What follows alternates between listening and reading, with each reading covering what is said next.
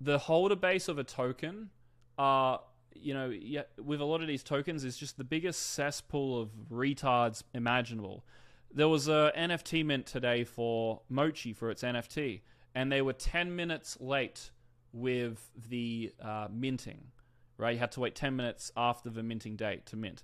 And I was on the voice call in their Telegram chat, and it was just so fucking angering. Just this group of retards, like, asking the dumbest questions and complaining, and I was like, man, what a group, what a cesspool of just the worst of humanity in one place. And that's what these coins come as they grow. Just a total cesspool. If any of you have spent any amount of time in a Discord, you will understand how stupid and shit these communities are when the tourists come in. And, if your job as a project is to be able to sustain a strong culture and keep the smart people even as the project grows. Okay? And so this is sort of the three sort of stages of what you can expect to happen, right? At the start, it's green, everything's great. Small community, everything's at its strongest. You got great affiliates. The affiliates at the start of the community attract the most amount of people per affiliate. And that allows the project to grow from zero quite quickly. And then you get to like the mid-sized community. The culture's still there, but it's not as strong. There's a lot of tourists, and the affiliates are not very good. And then you get to these big communities, and they don't end up building anything. The community turns to shit. All the smart people leave, and they go to the next big thing, the next small community. Okay, and this is like a general sort of idea. So you need to go. If you want to make the most money in crypto, if you want to implement the strategy here to make 100x returns, your goal is to find these projects. Okay, when you go and buy Ripple, you're buying this project. Okay, when you go and buy an old coin, let's say, what's a smaller old coin? Something like Decentraland, you're buying this. Okay, you want to be focused on finding small, committed communities. That's where the 100x returns are. For example, Toshi. When we bought Toshi, that was a classic example of this one. Now, another concept to understand, this is all the sort of theory behind communities, is two types of holders, two types of community members within an ecosystem. So you've got the dead weight, and you've got the useful holders, or I guess useful stakeholders in a particular project. So the best projects have the highest percent of useful stakeholders. And projects end up dying when the community becomes a bunch of dead weight holders. So what is a useful holder? A useful holder talks about the coin, they engage in the community, they're using the different things that the project's building. So for example, let's say the project is a DEX, right? A new revolutionary DEX. A useful holder is using it and giving feedback, right? They're also maybe building projects within the ecosystem. So one of the stakeholders is developers. They help new members basically understand things and answer questions. They create memes, art, and culture, and they stake their tokens, right? These are all useful holder attributes. When the holders are useful, they're able to attract more buyers, and they don't take profits, right? If you have someone who's passionate about the community, on average, they will hold the coin longer and to a higher price than someone who is a dead weight holder just trying to make a quick buck. Okay. Now, what does a dead weight holder look like? Well, they buy coins to sell later. That's their only goal: buy low, sell high. They're more a trader than an investor. They don't care about the community, nor do they want to engage in it. They don't stake the tokens because they just want to dump them quick. They literally don't even look into the coin, and they build nothing to support the project. So I would say that for a lot of these investments, I am a dead weight. I am not a great sort of community member. I'm not fucking promoting coins. I don't pump and dump coins. For Toshi, I think I would be considered a great useful holder. But for, something like, let's say, Solana, I guess I'm telling people that I buy these coins, but other than that, I'm really not a useful holder. I'm not really using these ecosystems. I'm not staking my Solana because I want to dump it eventually. I'm just buying to sell later. I'm just trying to take money from the market. So I would be an example of mostly a dead weight holder. And yeah, what ends up attracting dead weight holders? Well, basically a number of things. Number one, focusing too much on price and profit. So when coins talk all about the money you're going to make and all the profit and the coin's going to go to the moon and all this bullshit, you're going to attract a really low quality person who cares too much about money.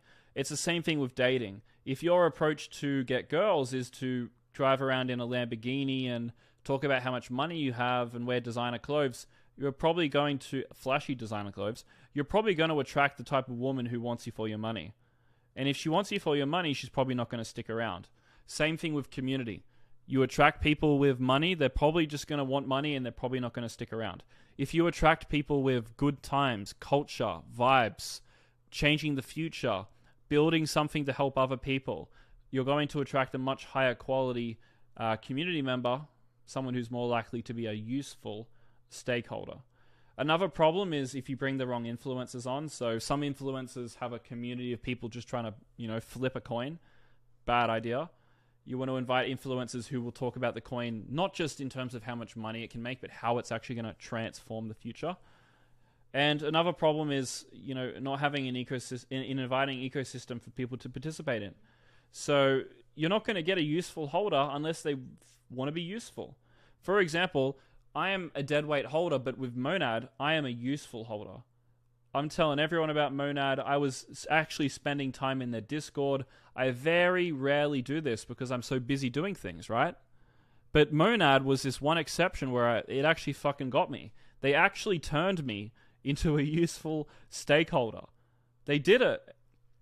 The fact that they could convince me, someone who never ever gives a fuck about these communities, to be a community member is absurd. That shows you how good the Monad community building is, that they could actually fucking get me. Right?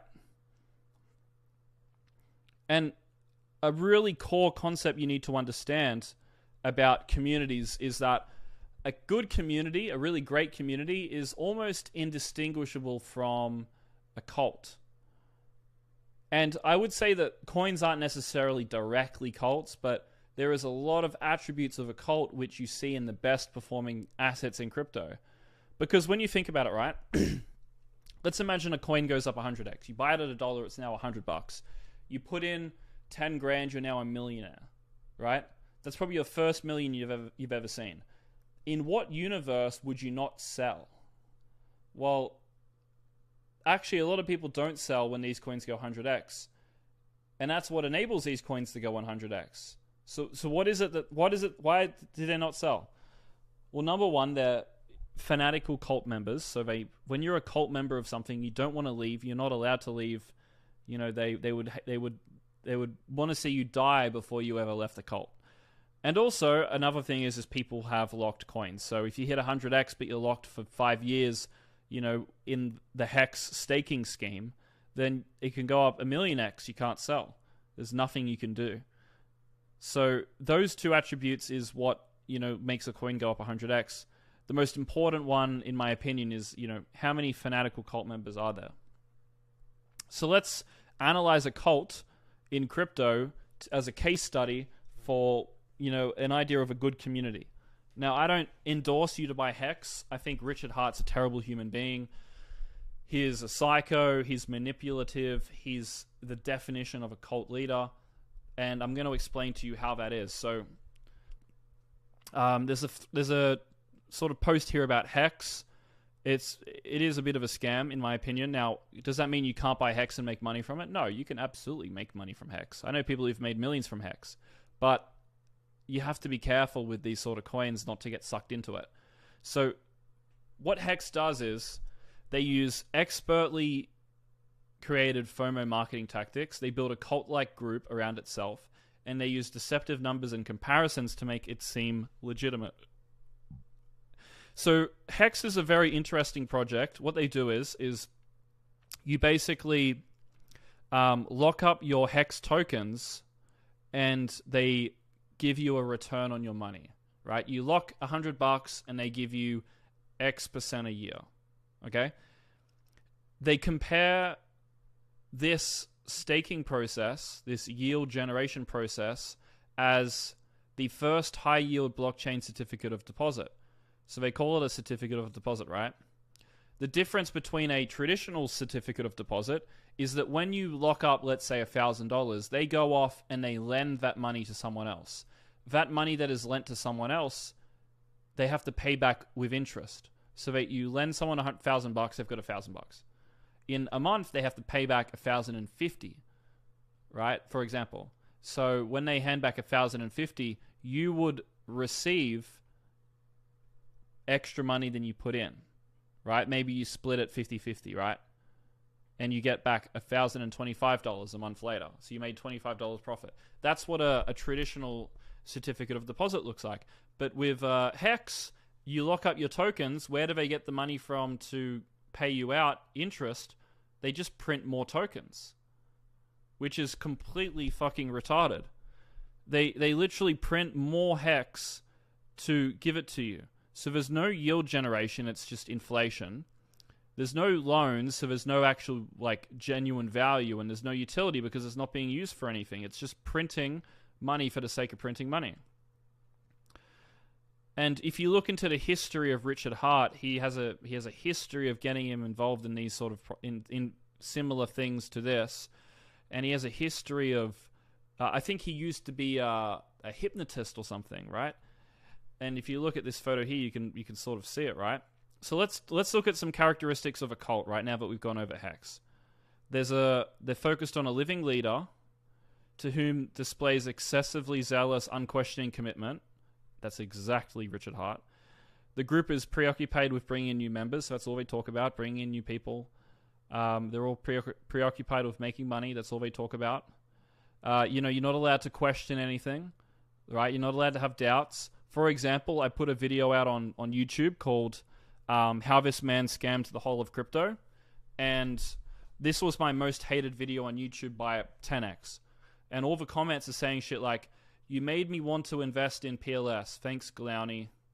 Misinformation, misunderstanding.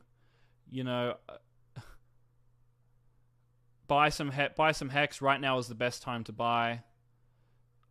I've made a shit ton on Hex, even though it's down 99%.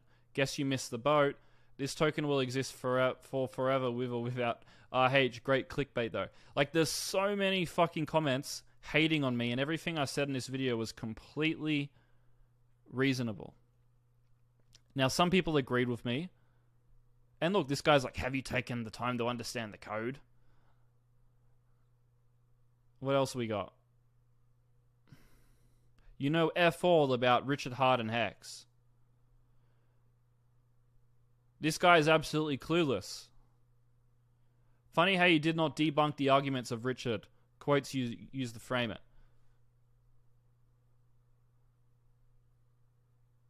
So you can see here that everyone was hating on me in these comments. And, what was the characteristic? Questioning, doubt is not allowed. I'm not allowed to question Hex. It just is great. Another thing was the group is elitist. So, right, they view themselves as better than everyone else. And they say that they're the Hexicans, right? If you hold Hex, you're a Hexican. And they view Richard Hart as this messiah, this god who's going to lead them to endless money. And another really important part is that it's very polarized in terms of an us versus them mentality. So it's like when Andrew Tate says, like, the Matrix is attacking, you need to escape the Matrix. It's a very much a cult-like characteristic where you're either with us or you're against us. It's us versus this invisible force which is trying to take us down, right? And that's what Richard Hart does. It's like, oh, everyone in crypto wants us dead, and no one understands Hex. They don't want you to make money, blah blah blah blah blah. Us versus them. Now here's a little bit of a summary of what I just said. So, charismatic leader, holders are focused on attracting new buyers, questioning is punished. Elitist, holders are called Hexicans. It's an us versus them mentality. They think everyone in crypto is against them. Okay? And this is a good little post on Hex as well. So you can see here that Hex stakes average 38% returns. It's from printing new tokens, inflating the supply. Hex went up 9,800%. Past performance does not dictate future gains. It's misleading. 12th in market rank. It's currently 201 in market cap, so it's misleading. He basically buys expensive shit to show people that he's so rich and that he can do the same for them. And there's a number of other red flags it goes over. This is an old post, but it's still interesting. Now,